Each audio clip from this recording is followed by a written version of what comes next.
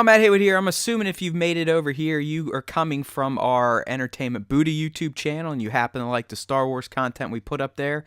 This is eventually going to be the new home for all the Star Wars content. So our Star Wars Resistance recap reviews, our Star Wars Resistance Easter egg and reference breakdowns, all that eventually is going to live here. But as we're making the cutover, I'm going to start uploading some of the things I'm adding to Entertainment Buddha's YouTube to the new Star Wars Time YouTube. So if you're here, I thank you. Please subscribe to the new Star Wars Time YouTube. It's going to eventually have a lot more content than this. But we do appreciate you being a fan. And tell all your other Star Wars buddies, Star Wars Time, the podcast, everything is moving to its own website, starwarstime.net.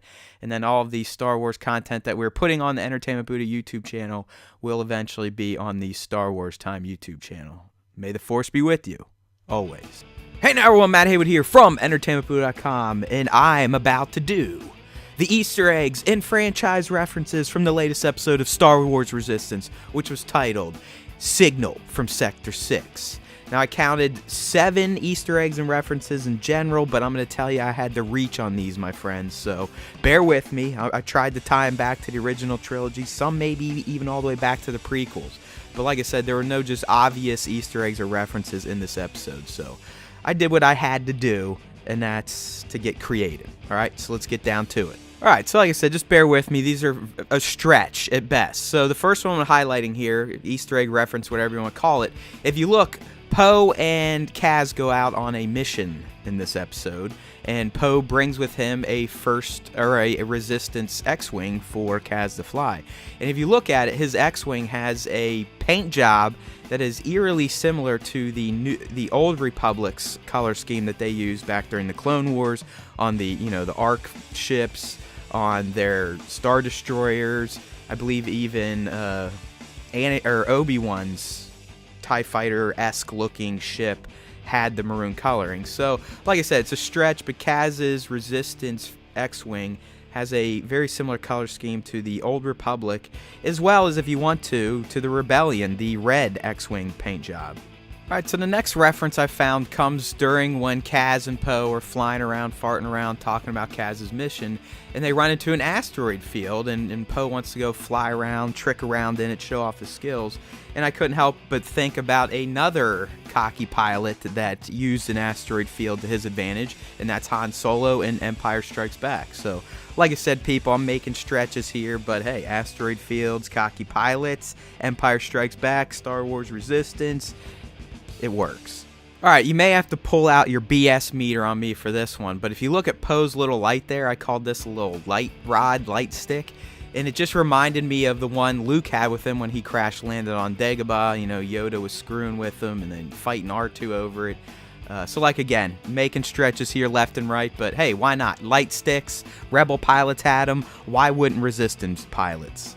Alright, so this next moment is a straight up reference, can't go wrong on this one, didn't need to do any stretching, but while Poe and Kaz are on this derelict freighter, they start to hear stuff, monster sounds, and Poe says, well, it's either a Rathtar, a Gundark, or a Reek, which are all monsters that have been introduced in other Star Wars projects. So the Rathtar, we got in The Force Awakens.